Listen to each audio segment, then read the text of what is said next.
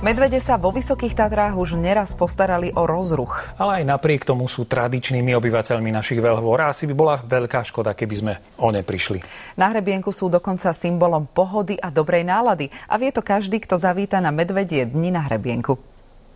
Medvedie dni je akcia zameraná na rodiny s deťmi. Chceli sme nájsť spôsob, ako prilákať detičky do hôr. A darí sa to priam dokonale. Perfektne, super, úplne. Z roka na rok lepšie. Detičky sa radovali spolu s medveďmi a rodičia s úsmevom lietali za nimi. Pre nás je to také náročné trošku, ako rodičov. Tak to vidíte sám. Aj reportér sa občas zapotil. Ahoj.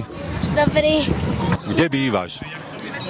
Na tej ulici ticho. Páči sa ti tu? A čo vieš o medvedíkoch? Neviem. A veru sa našli aj také, čo o medveďoch vedeli veľa. Že sú to dravce. O medveďoch viem, že žijú v lesoch. Ešte vedeli, že ich vidieť pri kontajneroch a aj si to vyskúšali. Čo hľadáš? Čo cukríky? A našiel si? Ešte nie. Občas sa tu našli i deti. Jednoducho pod Slavkovským štítom bolo dobré a veselo. Liezlo sa, tancovalo a tí, čo prišli, neuľutovali a bolo im... Hej. Hej? Hej.